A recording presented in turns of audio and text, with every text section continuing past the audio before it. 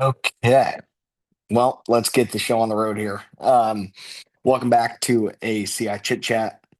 A variety of different exciting things happening here this week, but one of those being I got to get on the road to Omaha here today. So we'll try to keep today's webinar and podcast short and sweet. But there's a lot of updates, so we didn't want to skip out on a week because things are happening when it comes to 45Z in Washington, D.C., and a variety of other things we got going on at Continuum as well. So didn't want to skip out, want to get you guys all the latest and greatest. For anyone that is new, CI is carbon intensity. It's essentially the carbon footprint of a product. In our case, we're talking about biofuels a lot, and a huge component of the carbon footprint of biofuel comes from the corn or soybeans or other feedstock that's utilized to create that biofuel. So if you want low carbon biofuel, one of the ways that you can get there is utilize low carbon feedstock. In the case of a lot of us here, low carbon corn and soybeans. That means it has a measured low carbon intensity, and major contributors to that are reduced tillage, use cover crops, reduce synthetic fertilizer, improve your yield, a variety of different things. The issue is we don't know exactly which calculator the 45Z tax credit is going to utilize as the feedstock carbon intensity calculator. We know that the IRS has said that they're going to use the 45Z CF GREET model to measure the CI of the biofuel itself, but we don't yet know exactly how they're going to measure the CI of the feedstock. But 45Z is making progress in DC. Hopefully, we get some clarity. I think it's still a couple months away at a minimum, but some really important stuff that I want to share with you all. So, the updates from DC last week, the House Ways and Means Committee moved forward their version of the new tax bill, right? The big, beautiful bill. And it included 45Z. So they protected 45Z, kept it in there. They cut a whole bunch of other stuff, right? If we're going to cut taxes on one side, we got to cut spending and some of these different programs on the other side. Of course, the Inflation Reduction Act and some of these, quote unquote, green tax credits and stuff were very much in the crosshairs of the conversation. But 45Z in particular, so far at least, has passed with flying colors and is looking good. Like I said, the House did vote to keep 45Z in. They also, as part of their bill, they're actually extending 45Z not only to be done at 20 after 2027, but actually extend it through calendar year 2031. So that's a really good move. It was supposed to be just 2025, 2026, and 2027, right? So it's the biofuel produced in those 3 years. So the biofuel that folks are producing right now, utilizing our crop from last year, that is still absolutely subject to 45Z. And if you don't have your ducks in a row and your data put together for your last year's crop, you need to get going on that. We can help to do it at topsoil.ag. And if in for this year's crop as well, you absolutely need to be documenting every little nitty gritty thing you do. Keep all your receipts. Get good monitor files from your equipment, if at all possible. Shape files or machine data. That's ideal. But take pictures, keep receipts, just document everything.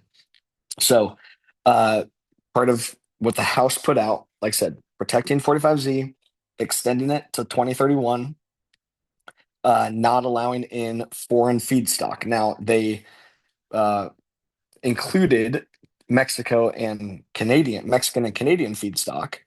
So it's basically just no feedstock outside of North America.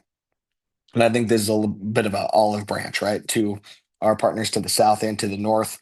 Obviously, they're getting dinged on a wide array of different policies and conversation that's going on.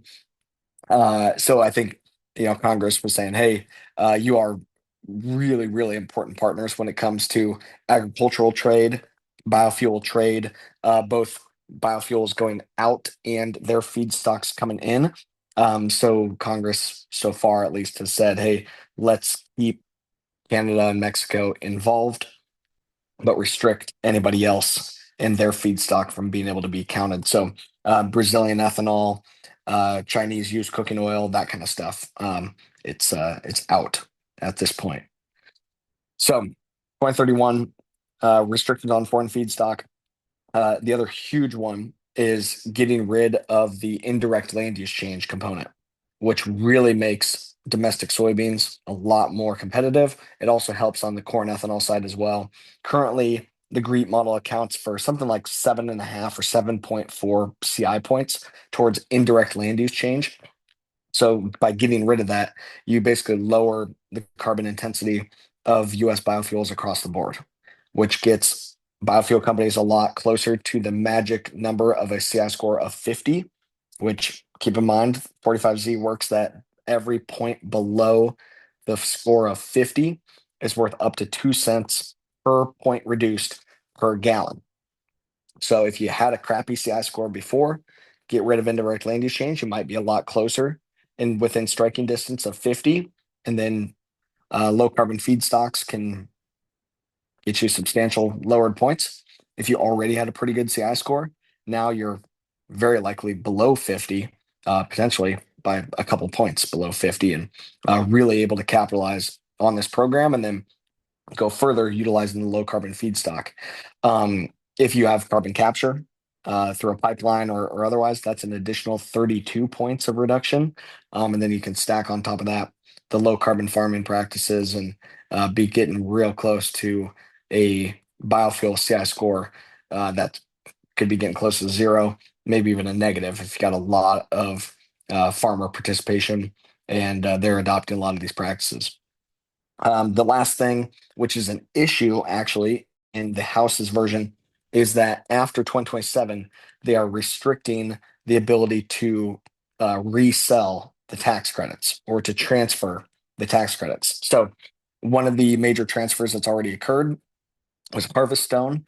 They own 3 ethanol plants in the country. Harvest Stone already announced a deal with Bank of America where they sold $205 million worth of tax credits, right? So Bank of America creating the tax credits, and they are going to use what they need to offset their own tax liability if they have some, or they can sell the credits to a third party who can buy the tax credits at a discount and then utilize the tax credits to offset their own tax liability. Then in the House's version of the bill, that wouldn't be allowed anymore after, I believe it would start in 2028, if I recall. But that's a bad deal, especially for smaller ethanol plants that don't have big tax liability. Bad deal for basically the co-op ethanol plants or member-owned, farmer-owned ethanol plants. Really bad deal for those type of folks. We need the transferability to be an option, especially with the potential volume of credits that we're creating here. Hopefully this one can get fixed up. I'm sure the Senate will be taking a look at it. I'm sure I'll be involved in some conversations to fight for the transferability. And I think it does make sense. You know, if we're going to try to stimulate the economy, really incentivize these programs to take off, transferability is an important part of it. So hopefully we can get that passed through. I was at one point here this week looking at getting out to Washington, D.C. Here mid this week. But yesterday, the guys that I was going to go out there with decided to postpone a little bit. So the details on that, the House version of the bill went out for the most part pretty good. Beside the biggest issue is this transferability thing. So the plan was, all right, well, let's go meet with the folks on the Senate Ways and Means Committee here this week. Let's go meet with the senators on the Ways and Means Committee and let's see if we can fix a couple of these issues, right? So make sure that in their version of the tax bill, we get a couple of these things sorted out. But just got the word yesterday that, hey, not necessarily needed to go out there right now, maybe in another couple weeks, but don't need to go out there right now, which hopefully means that the intel is, hey, 45Z is looking good from the Senate side. They are, moving things forward, and we don't need to go out there and sit down with folks and try to advocate more and educate them about this in person. That they're in support of it. So hopefully that's what it translates to. But if word is different, I'm sure I'll get called out there to try to advocate for 45Z on behalf of farmers and the biofuel industry and agriculture as a whole. Really, really important piece, and hopefully they do get it protected. One of the other things I learned here this week is um, the administration, in particular for 45Z, the Department of Treasury, it sounds like they're not necessarily doing a lot of detailed effort and work developing these tax credit programs until they know which programs are actually going to make the cut in regards to some of these tax bill decisions from Congress. Meaning, the administration and Department of Treasury, IRS, USDA, these folks saying, "Hey, we're ready to go when you are, Congress, but pass the laws first. Tell us which programs you actually want to keep, then we'll get the rules rolled out." So hopefully that still means that maybe sometime later summer, but we got to have the congressional side of things move forward first. The administration doesn't want to go and spend a bunch of time and effort developing programs that end up just getting cut. So hopefully 45Z is bipartisan enough and stable enough that they are taking a little bit of effort at it, but sounds like until there's clarity from Congress, not a whole lot of movement going to be made. But it's understandable. But it also means like the time frame to get the rules, get your data verified, and get this turned around is shorter and shorter and shorter. So again, it points back to 45Zs looking pretty good. I'm more optimistic now than I was, a week and a half ago. There's still a lot of dust to settle, of course, long road ahead, but all the conversations I've been having with folks that are tied into DC are all talking pretty positively. So things are looking like they're moving in the right direction. Which means, okay, farmers, we got to get our ducks in a row. We got to get our data organized. It's going to have to go through these audit protocols and stuff. Like Continuum is already developed, already passed. We know how to do it. We know how to do it at scale and inexpensively as well for this potential substantial return. But it starts with we got to get our ducks in a row, uh, get our data organized, and be ready to rock and roll. Again, my concern being if we don't get rules until September, October, maybe November, that's a really short window between October and tax day in April. So and this takes a lot of work to get all the data put together. So we need to get going on now, keep really good records, and that's data is number one. Data is the critical thing to enable any of these programs to actually work. It all boils down to the data. So farmers, you're in the driver's seat, and we want to just help you out to make sure that you're getting getting your cut of the value. So I think that's it on the DC side of things. Other than that, Continuum has been working really hard to develop a variety of new partnerships, different offtake agreements, our preferred partners and stuff. Lots going on there that we'll be announcing in the coming days and weeks, and especially as we get closer to our Top Soul Summit. The Top Soul Summit, June 3rd. If you haven't gotten registered yet, definitely get registered. The deadline to get registered, I believe, is the end of next week. To pre-register, you will be able to walk in as well, but to pre-register end next week, so we can make sure you got a name tag and get everything all set up and ready to go and have a proper head count. Really excited about the folks that we have coming. One of those, especially being Jeff Cooper, the president of the Renewable Fuels Association. I just talked with him yesterday. He is very much, of course, got his thumb on the pulse of everything going on in DC in regards to these biofuel policies.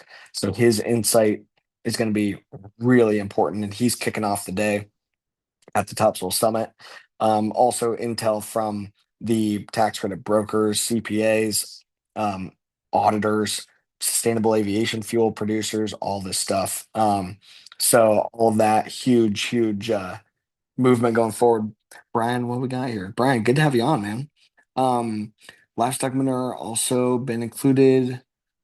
One of the enhanced language of the bill. Those who are anaerobically digested manure for the production of renewable natural gas. Yeah.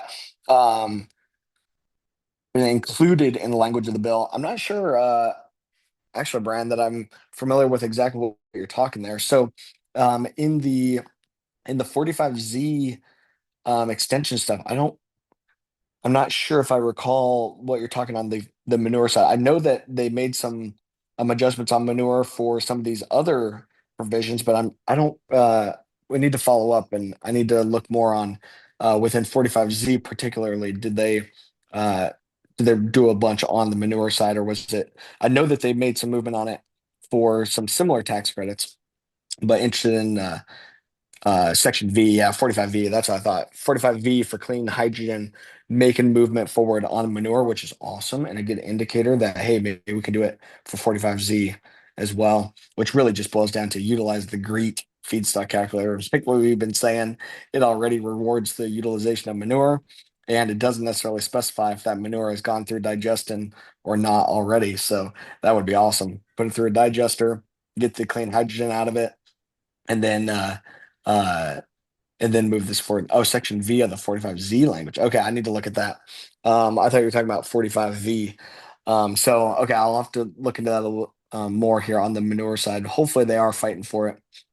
It's a really, really important piece. And right now, the USDA feedstock calculator doesn't even mention manure at all. So hopefully that's a an indication that, hey, let's just utilize the Department of Energy's GREET model for it, or at least get the USDA model substantially fixed up to include manure, include yield, include actual fertilizer rates, make this a lot better program. But anyway, regardless, it's really good that farmers and these biofuel policies are part of the conversation in DC.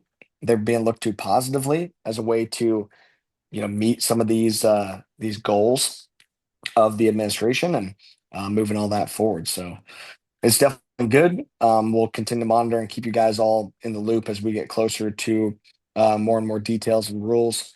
Uh, what I was hearing here this week is hopefully we have 100% clarity on some of the stuff by like 4th of July. So over the next 5, 6 weeks, hopefully these things are really, really getting to fruition. Another thing I wanted to mention, we just announced a partnership with Millpont. So Millpont, to explain that a little bit more, startup company out of the Des Moines area. But my Dominic, the CEO over there, tremendous experience in commodity markets, in carbon credits, all that. The concept of Millpont is continuumag is generating these CI certificates, right? Other companies are generating carbon credits. We generate CI certificates. Then we put that project, after we get it verified, we document the project on Millpont's clearinghouse. It's kind of like a registry, like what Vera and Climate Action Reserve have, where you can basically post your project on their platform. What's cool about Millpont is that they remove the identifying information for the farmers, and they have their own proprietary in-house cross-referencing tool that if you're registered under a Continuum Ag project and you're also in somebody else's carbon credit project, it'll flag that the shapefile or the boundary is duplicated and throws a flag that, hey, this farm may be potentially double dipping in two different projects. But it just identifies, hey, this field is entered here twice by two different projects. Then next, it looks at, oh, good question, Brian. I'll come back to that. Uh, it looks at the parcel of ground, and if they are doubled up on, it throws a flag. Then it looks at, okay, what type of outcome came off of that piece of ground. For our cases, it's CI certificates, right?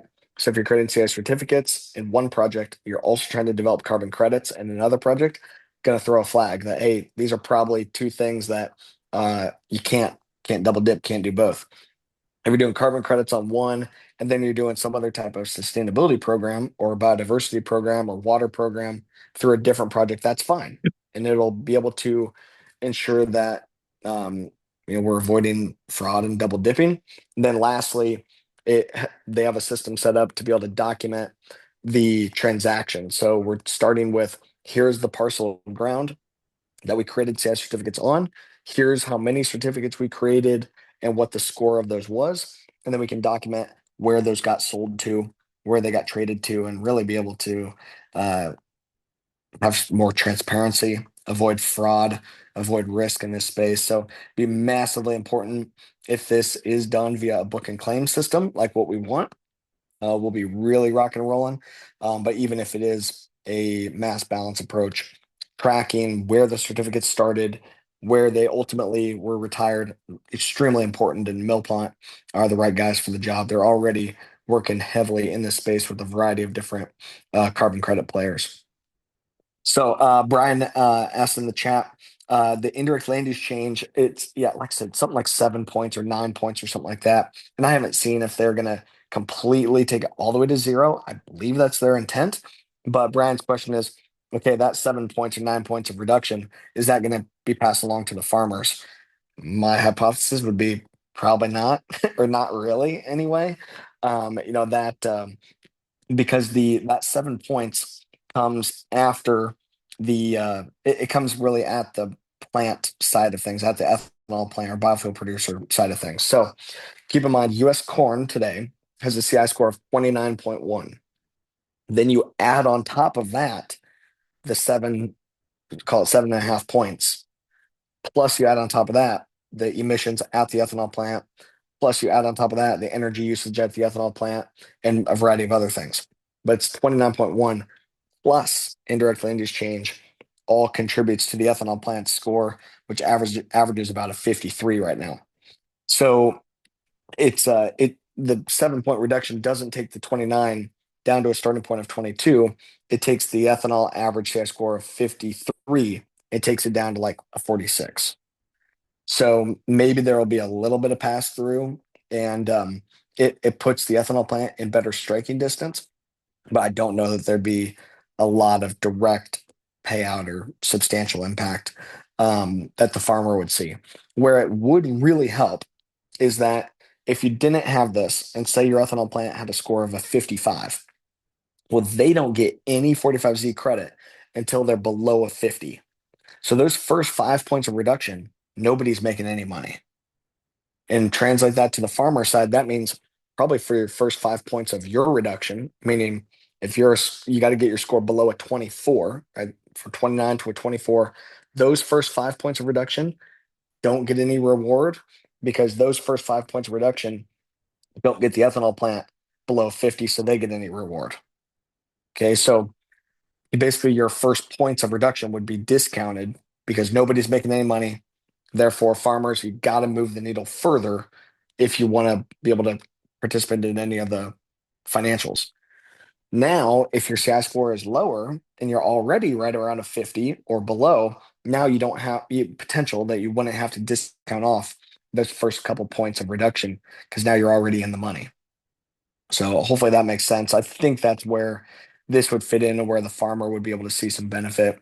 Also, a lot of the carbon capture stuff is obviously behind, and facing a lot of unknowns here in the state of Iowa. That was another major thing that happened last week. Is the Senate, the Iowa Senate, voted to not allow the use of eminent domain for pipeline projects, particularly around CO2 capture. So if you can't use eminent domain, they're going to have a really tough time getting these pipelines built, whether it be the Summit pipeline or any other stuff in the future. Could be a major issue. It's in front of the governor right now, and I know there's a big push to have her veto that bill to allow to continue the use of eminent domain.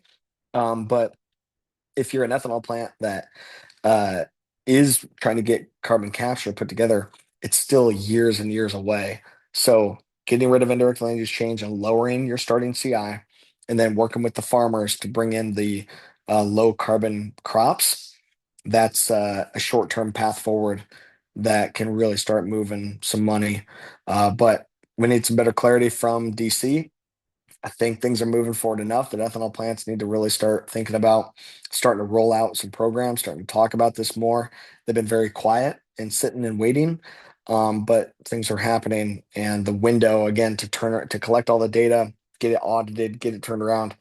That window gets smaller and smaller every day that we wait. So um, we're gonna have to really buckle down the longer we wait. It's gonna be a lot of work. But anyway, all right, I need to get on the road. Talked a little longer than what I was expecting, but a lot going on, a lot more to talk about. A lot of conversation that we'll have at the Topsoil Summit. We'll save some of our exciting stuff for then. So definitely be sure to come June 3rd down here to Southeast Iowa and hang out with us. You can register, but we'll be back with more webinars to keep you all posted. Um, we're pushing hard and fighting for farmers and fighting for American ag. So we'll keep it going. But anyway, thanks everyone. Have a great day. We'll see you next time.